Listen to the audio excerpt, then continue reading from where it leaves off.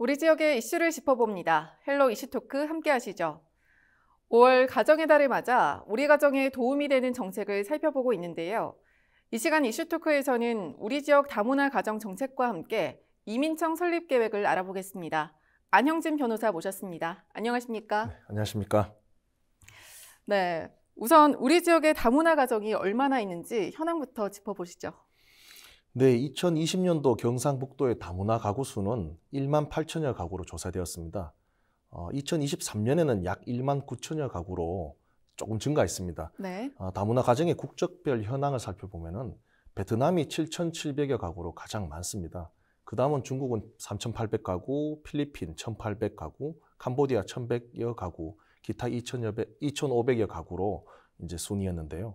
다문화 가정의 자녀 수는 약 2만 7천여 명으로 조사됐고요. 이 중 만 6세 이하의 영유아 비중이 약 60% 정도 차지했습니다. 네, 우리 지역의 다문화 가정 현황 한번 짚어봤고요. 우리 지역의 다문화 정책을 알아보기 전에 먼저 정부 정책부터 살펴봐야 할 것 같습니다. 이 지난해 4월에 정부가 제4차 다문화 가족정책 기본계획을 발표를 했습니다. 이게 좀 어떤 내용인가요? 네, 이제 우리 국가 과제로서 다문화 가정에 대한 정책이 중요하게 다뤄지고 있다는 점이 참 다행스러운 일이고요. 네. 정부가 발표한 제4차 기본계획은 누구 하나 소외되지 않는 가족, 모두가 함께하는 사회 구현이라는 윤석열 정부의 국정과제를 반영해서 오는 2027년까지 다문화 가족 정책 추진 방향을 제시하기 위해 마련된 것입니다. 네. 다문화 가족과 함께 성장하는 조화로운 사회라는 비전을 바탕으로 다문화 아동 청소년의 동등한 출발선 보장, 다문화 가족의 안전적 생활 환경 조성의 2대 목표 아래 14개 주요 과제로 구성이 되었습니다. 네. 먼저 다문화 아동 청소년 성장 단계별 맞춤형 지원을 살펴보면요. 가족센터에서 임신, 출산, 영유아기 등 단계별 부모 교육을 제공하고요. 네. 여기서 중요한 부모 교육을 제공한다는 점입니다. 애들 교육은 당연히 하는 건데 이제 부모가 외국에서 왔을 경우에는 또 이런 우리나라 한국 사회에 대한 이해라든지 여러 가지 이해가 필요하거든요. 그걸 네. 초반부터 단계별로 이제 제공한다는 것이고 공동 육아 나눔터에서의 돌봄 품앗이 활동을 지원해서 돌봄 친화적 환경을 조성한다고 합니다. 네. 그리고 또 중요한 포인트는 영유아의 언어 발달 상태를 평가해서 적절한 언어 교육도 지원하고 기타 정서 발달도 지원한다는 건데요. 네. 이 점이 왜 중요하냐면요. 이 애들이 이제 보통은 이제 어머니가 이제 외국에 있는 경우가 많습니다. 네. 그러면 이제 아버지는 주로 이제 일을 하러 나가세요. 그럼 어머니로부터 주로 교육을 받는데 애들이 그렇기 때문에 한국어 발달이 느린 경우가 많고 그 때문에 뭐 어린이집이나 유치원, 학교를 가서도 학습에 따르는 속도가 좀 늦어서 그게 문제가 되고 또 네. 그런 것 때문에 애들이 놀리고 해서 또 정서적으로 상처를 받는데요. 이 점에서 영유아의 언어 발달 상태를 세밀하게 평가하고 지원한다는 것은 굉장히 큰 의미가 있는 거고요. 네. 예. 또 학령기 다문화 아동이 학교에 잘 적응해 학교 공부에 어려움을 겪지 않도록 학습 역량을 키울 수 있는 지원을 또 추진한다고 합니다. 네. 또 학교 내 아까 말씀드렸듯이 한국어 집중 교육을 위한 한국어 학급도 확대하고 한국어 학급이 운영되지 않는 지역이나 학교 밖 지원이 필요한 경우에는 가족센터에서 한국어 교육을 제공하도록 연계 체계를 강화하기로 했습니다. 네. 그 언어가 굉장히 중요한데 그 점을 잘 포착해서 지금 중점을 두고 있어서 다행이라 보이고요. 네. 또한 가족센터의 청소년 상담사를 활용한 진로 설계 지원 프로그램을 확대하고 대학생과의 연계 지도, 멘토링이라고 하는데요. 네. 그걸 실시해서 청소년이 스스로 진로를 설계해 나갈 수 있도록 하고 다문화 청소년 특화 기숙형 기술고등학교인 폴리텍 다솜고등학교를 지속적으로 운영하고 네. 폴리텍 대학의 전문기술 과정에 다문화 청소년의 참여를 확대하는 등 사회 진출을 위한 직업교육 강화에도 나섰습니다. 또 하나 여기 언어와 관련해서 중요한 포인트가 그렇습니다. 기존에는 한국어를 잘 교육시켜서 우리나라 한국의 일원으로 잘 성장하게 하자 이런 포인트로 이제 진행이 됐는데 네. 지금은 조금 이제 관점을 바꿔서 이중 언어 프로그램을 이제 진행하기로 한 거죠. 네. 이중 언어를 직접 교육하는 학습 과정을 개편하고 우수한 이중 언어 능력을 갖춘 다문화 아동 청소년은 인재 데이터베이스에 등재해서 국제교류 해외봉사단 장학생 추천 등을 연계하고 있는 건데요. 네네. 기존에는 그냥 그 모국 언어죠. 어머니의 언어는 그냥 좀 사용을 안 하거나 이렇게 했는데 지금 오히려 장려하고 북돋워 준다는 그 굉장히 중요한 포인트입니다. 이게. 네네. 그래서 이분들이 오히려 우리나라에서 또 국제적으로 일을 할 수 있도록 역량을 키워주는 관점이 저는 굉장히 신선하고요. 특히 만 19세 이상의 다문화 후기 청소년 증가에 대비해서 후기 청소년의 규모와 실태를 파악하고 맞춤형 서비스도 지원하고 있습니다. 네네. 진학, 진로 등 청소년기 고민 해소를 위해서 학교 교육 지원청 등 학교 안팎의 심리 상담 지원 체계를 강화하는 한편 교원 연수 등을 통해서 교원의 다문화 교육 역량을 강화하겠다고 밝혔습니다. 네, 이렇게 다문화 가정을 위한 언어 교육과 관련된 이런 지원 등 또 네. 다문화 아동 청소년 성장 단계별 맞춤형 지원에 대해서 말씀을 해주셨습니다. 네. 예, 계속해서 결혼 이민자 정착 주기별 지원과 다문화 수용성 재고 부문도 한번 짚고 넘어가도록 하겠습니다. 예, 그 국제 결혼 과정에서 결혼 이민 예정자의 피해를 예방하고 건전한 국제 결혼 환경을 조성하기 위해서 온라인상 인권 침해성 표시 광고를 상시 점검한 체계를 강화하고요. 네. 또 다문화 이해 증진 및 인권 교육 대상도 국제 결혼 중개업체 대표뿐만 아니라 이제 종사자까지 확대를 합니다. 사실 종사자들이 실무를 다 하기 때문에 이게 실효적인 거죠. 네. 예, 초기 적응기 결혼 이민자에게는 가족센터에서 통번역, 한국어 교육, 사례 관리, 다누리 콜센터에서 24시간 상담을 지원하고 다누리 포털, 다누리 앱 등을 통해 한국 생활 정보에 대한 접근성을 강화합니다. 네. 장기 안착기에 진입한 결혼 이민자에 대해서는 가족관계 증진 프로그램과 노년기 준비 교육 등을 제공하고 디지털 미디어 소통 능력, 생활 안전 등 다양한 교육과 프로그램을 지원합니다. 네. 단계마다 지금 계속 지원책을 구체적으로 하고 있는데요. 네. 예, 홀로 자녀를 양육하는 다문화 한부모에게는 정서, 학습, 생활도움 등 자녀 양육 지원을 제공하고 체류 안정을 위한 제도를 운영합니다. 네. 그리고 본국을 귀환한 결혼 이민자와 한국 국적인 동반 자녀에게도 한국인 교육, 한국어 교육, 자녀 돌봄, 체류 법률, 의료 등 현지 생활 지원을 강화해서 향후 국가 간 인적 문화 교류의 주축돌 역할을 수행하는데요. 계속해서 다문화 수용성 제고 부분을 살펴보면요. 한국 사회 다문화 이해 증진을 위해서 연령별, 대상별, 온오프라인 다문화 이해 교육을 확대하고 있고요. 온라인 다문화 이해 교육을 운영하는 다누리 배움터라고 있는데 그에 대한 홍보를 강화해서 많은 국민이 교육에 참여할 수 있도록 하고 기업, 학교, 단체 등으로 찾아가는 이해 교육을 통해서 오프라인 교육을 확대합니다. 네. 고령층, 학부모 등 연령별, 대상별 맞춤형 교육과정도 개발, 운영하고 각종 교육 연수 플랫폼에 콘텐츠를 제공해 다문화 이해 교육의 저변을 확대하는데요. 그렇습니다. 이 다문화 교육이라 그러면 보통은 다문화 가정 내의 문제로 생각하기 쉽습니다. 또는 네네. 관련자. 그런데 이제 이 전반적인 정책 흐름이 다문화 관련, 직접 관련자뿐만 아니라 일반 이제 직접 관련이 없더라도 결국 사회 구성원으로서 우리가 어떻게 받아들일 문제도 있고 하니까 그 범위와 대상을 확대한다는 추세를 볼 수 있어서 좀 다행이라 생각하고요. 네. 정부 정책 관행물 등 공공 부분의 다문화 가족 차별 요소 표현에 대한 점검 자문을 추진합니다. 그 방송 심의 규정에 의해서 또 이러한 차별적 방송 내용에 대한 심의도 실시하고요. 정부는 또 가족센터 내 다문화 가족과 지역 주민 간 교류, 소통 공간을 확대하고 결혼 이민자가 직접 다문화 이해 교육 강사로 활동하거나 다문화 가족 참여 회의를 통해서 정책 과정에 참여하는 등 사회활동 참여를 활성화하는데요. 지역 사회 내 다문화 가족 지원 시설 등 이중 언어 능력을 활용할 수 있는 일자리도 발굴하고 네. 가족센터, 세일센터, 고용센터 등 기관 간 협력을 통해서 구직자와 일자리를 연계하는 그런 정책도 추진될 겁니다. 네. 네. 결혼 이민자 정착 주기별 지원과 이제 네. 또 다문화 수용성 재고 부문 짚어주셨습니다. 네. 이 어느 한 전문가는 이 정책을 세우는 것보다 다문화 가정에 대한 인식 개선이 필요하다고 주장을 했습니다. 인식이 점점 나아지고 있지만 여전히 조금 부족한 실정인 것 같은데요. 실제로 다문화 가정에 대한 인식이 좀 어떤지도 궁금합니다. 네, 말씀하신 대로 다행히 해마다 개선되고 있는데 다문화 가정, 그중에서 다문화 학생에 대한 인식의 개선은 여전히 많이 필요해 보입니다. 네. 다문화 학생의 경우에는 10년 전보다 3배 가까이 급증해서 20만 명 돌파를 앞두고 있고 네. 그런데 교육 현장 내의 시선은 좀 불행한 현실이지만 좀 싸늘하지 않느냐는 지적이 있는 것도 사실입니다. 네. 같은 교실 내에서 공부할 수 없다는 일부 학부모들의 배타적 생각에 전학을 선택하는 모습도 왕왕 있는데요. 네.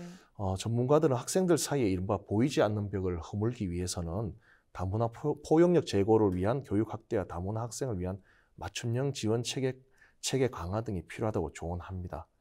그래서 지난해 11월 11일 교육부에 따르면은 올해 4월 기준이죠. 국내 초등학교 초중고교 재학 중인 다문화 학생 수는 18만 1,178명으로 2013년에는 5만 5,780명이었는데요. 네네. 그에 비해서 한 2배 넘게 증가를 했습니다. 네. 굉장히 급증했다는 건데요. 네. 다문화 학생이 많아지는 지역은 수도권이고 경기와 서울이 각각 한 4만 8,966명, 2만 388명을 전체 한 38% 차지합니다. 경북은 12,240명, 전남이 1,542명 등 지역도 한 10,000명이 넘어서는 등으로 굉장히 절대 수도 많아지고 있는데요. 네. 그 문제는 참 이게 우리가 많이 반성을 해야 됩니다.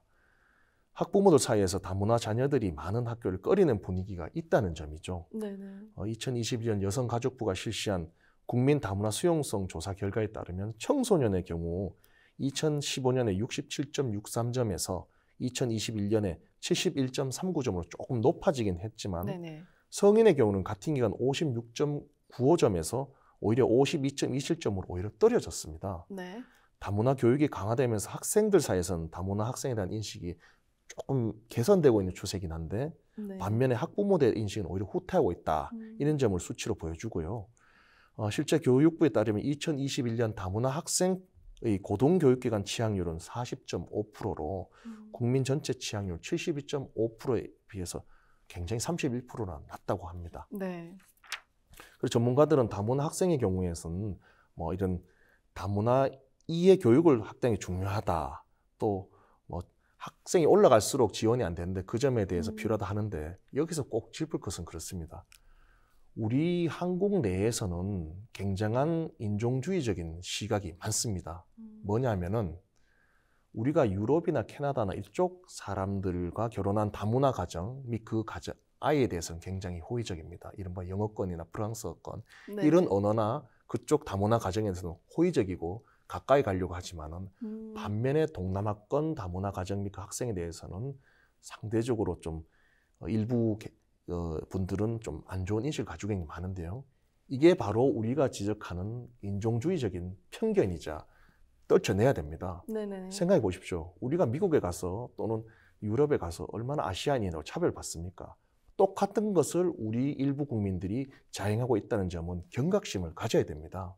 그 점을 꼭 말씀드리고 싶고 이 점은 우리 사회나 교육 현장에서 반드시 경각심을 가지고 주의해야 된다. 나쁘다는 걸 분명히 밝히고 알려나가는 게 중요하다. 이런 생각을 이제 이렇게 변론을 하면서 네네. 많이 느낍니다. 이렇게 들어보니까 이 변호사님 말씀처럼 우리가 먼저 다문화 가정에 대한 인식 개선이 그렇습니다. 먼저 시급하고 더 중요한 것 같습니다. 네. 네, 다음입니다. 이제 저출산 고령화가 고착화되고 있는 현재 지방 소멸을 막기 위해서 그간의 다문화 정책이 이민 정책으로 또 고려가 되고 있는데요. 이 네. 부분도 좀 짚어주시죠.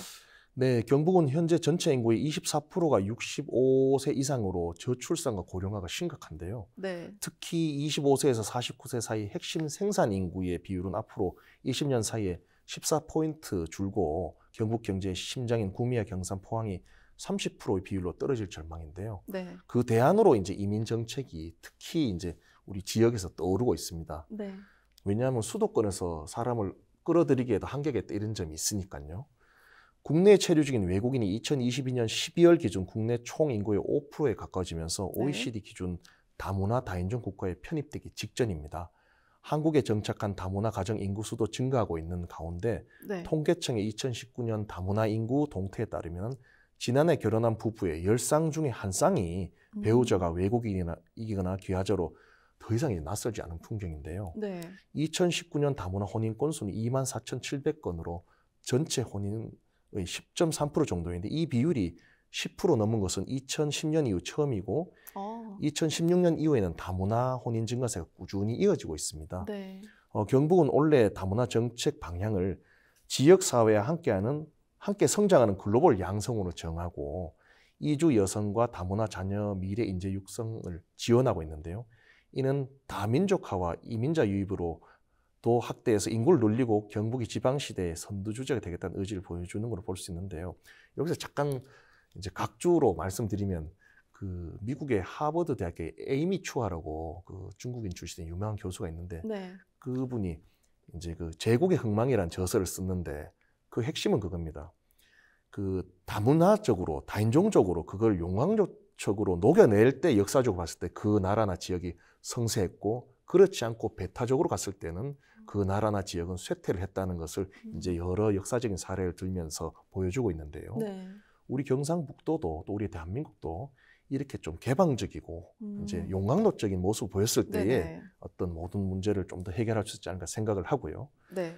그렇습니다. 이 코로나19 사태로 외국인 노동력이 사라져 인력난에 시달렸고 그 의존도가 얼마나 높은지 여실히 드러난 만큼 외국인과 함께 사는 것에 대해서 뭐 우리가 이제 인식을 많이 개선할 필요가 있다 이런 생각을 합니다. 그래야 서로 좋아집니다. 네, 그럴 네. 것 같습니다. 그럼 이쯤에서 이 부분도 한번 짚어봐야 될 것 같은데요. 이민청 설립과 관련된 논의에 대해서도 저희가 한번 살펴보도록 하겠습니다. 아직 설립이 된 건 아니지만 지금 현재 어떻게 좀 진행되고 있을까요? 예, 이번 정부가 그 이민 정책을 지방 소멸 대책으로 좀 이제 보고 있는데요. 이민청을 설립해서 각 정부 부처별로 나눠진 이민 정책을 효율적으로 수행할 수 있다 이건데요. 그 컨트롤 타워를 뭉친다는 겁니다. 하나로. 네. 그래서 현재 국내 체류 외국인이 200만 명을 넘어섰고 앞으로는 2030년에는 300만 명을 돌파할 것으로 예상이 되는데요. 네.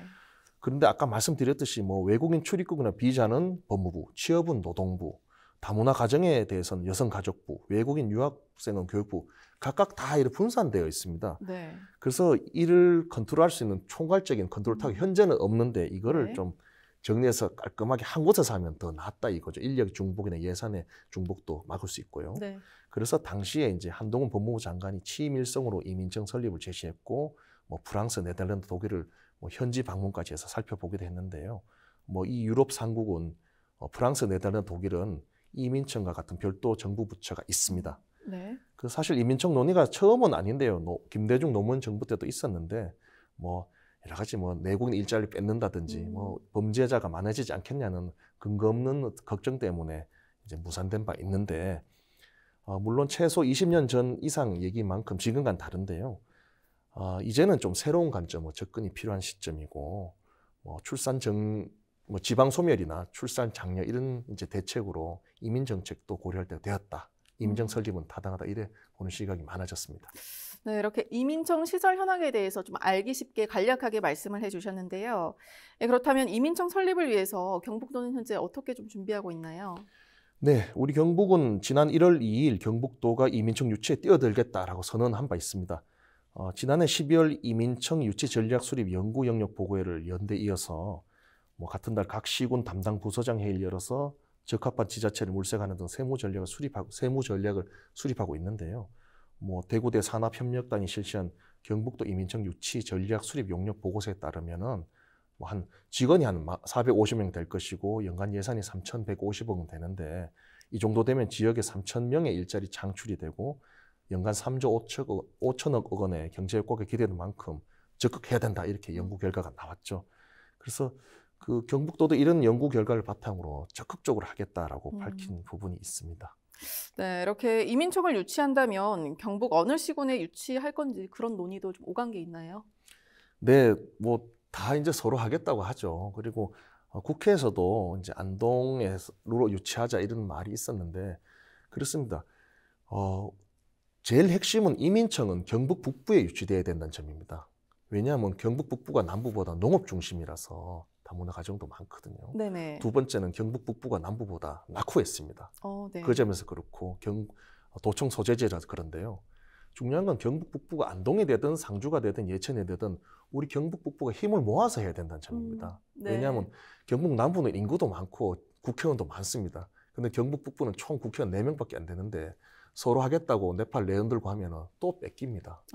그래서 안동은 되게 좋다. 뭐 저는 안동 사니까 안동 되면 좋다 이런 생각은 있는데 그거는 제 생각이고 핵심은 경북 북부로 할 수 있도록 국회의원 4명과 자치단체장이 힘을 모아야 된다. 라는 점을 말씀드리고 싶습니다. 네, 그럼 마지막 질문 한번 드려보도록 하겠습니다. 네. 이 경북 다문화 가정에 좀 어떤 지원이 필요할지 좀 의견 좀 주실까요? 예, 이제 정부 정책에 대해 아까 언어적인 측면에서 말씀을 많이 드렸는데 제가 이제 그 다문화 가정 이혼 사건도 담당하고 뭐 아동 학대 이런 사건도 담당하는데요. 그 문제 중 원인 중 하나가 시부모와 남편과의 갈등입니다. 네. 왜냐하면 서로 문화를 이해를 못하는 거죠. 저쪽 동남아하고 또 우리 유교는 다르거든요. 그렇죠. 그래서 이해가 없는 상태에서 자꾸 이렇게 되니까 시부모도 자꾸 그래 뭐라 그러고 하니까 이혼에 이르고 하는데 정착이 안 되는 거죠. 애도 그래서 불행해집니다. 다시 말하자면 그 남편을 포함해서 시부모까지도 이 어떤 동남아 문화권에는 이해 교육을 해야 되고 어떻게 할지도 사례를 포함해서 교육을 강화해야 되지. 그 점이 좀 정책의 맹점이 아닌가 생각을 해봤습니다. 네, 알겠습니다. 오늘 말씀 여기까지 듣도록 하겠습니다. 고맙습니다. 네, 감사합니다. 네, 지금까지 다문화 가정 정책과 이민청 설립에 대해서 이야기 나눠봤습니다. 오늘 헬로 이슈토크는 여기까지입니다. 시청해주신 여러분 고맙습니다.